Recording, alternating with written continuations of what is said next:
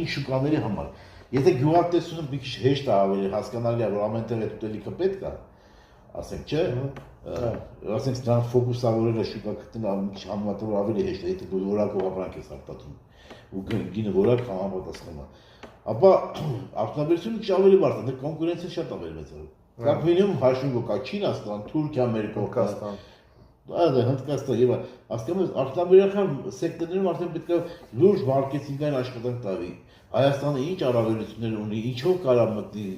ինչ արտադրանքով, բայց Հայաստանը առանց համատեղ ձեռնարկությունների, արտասահմանյան ինվեստորների օգնության չի կարող ինքը դուսկա Ամերիկան, Եվրոպա, չի կարող ինքը դուսկա միջազգային, դա հեշտ չի։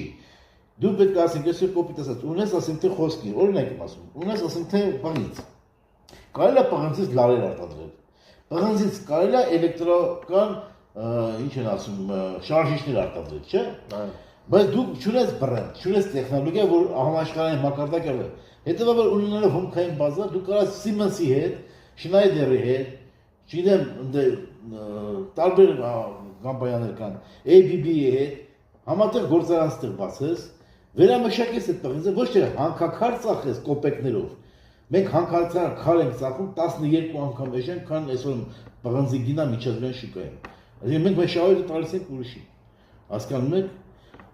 Մենք դաժե հանքաքարից պղինձ չենք ստանում, որ պղնձի ձևով ծախենք։ Վերամշակենք ինքն մենակ ճուշկեկի մեջ պղինձ արտադրենք։ Ողբալից չկա։ Որ պղինձ ծախենք պղնձի գինը մոտարապես այս վերջերս հասավ $5,000, պատկերացնեք, հիմա մի քիչ իջել է այս կրիզիսների հետևանքով։ Բայց դու հագում մի տոննա պղինձը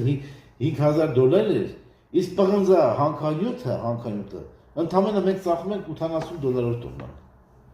12 տոննա հանքանյութից դուրս է գալի մի տոննա պղինձ։ Հիմա դե հաշվի, 80 անգամ 12 արես 1000։ Այսինքն դու $1,000 փող ես ստանում, երբ որ դու կարող ես 5,000 ստանալ, այդ 1000-ի տեղը մի 500 կամ 1000 էլ ավել ծախսեիր։ Մի 1000 էլ ավել ծախսեիր, վերամշակեիր, քո վրա ինչ արժեք է դառնալ 2000 այդ պղնձը։ Դու կծախեիր միջազգային շուկայում $5,000, $3,000 դու փող այդ 3000-ից հաշվի 30%-ը պետական բյուջետը մտներ, տարբեր ձևերով։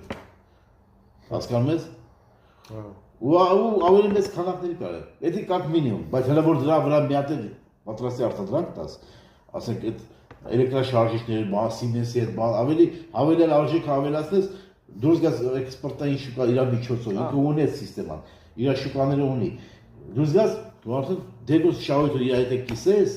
ինչ որ ձևով, ելի ավելի ձեռնատու ինչ համար աշխատուժ ես բացում, մարդիկ հարկ են ուզում ստեղ, մարդիկ եկամտա հարկ են ուզում, մարդկանց կենսամակարդակը բարձրանում է, այդ փողերը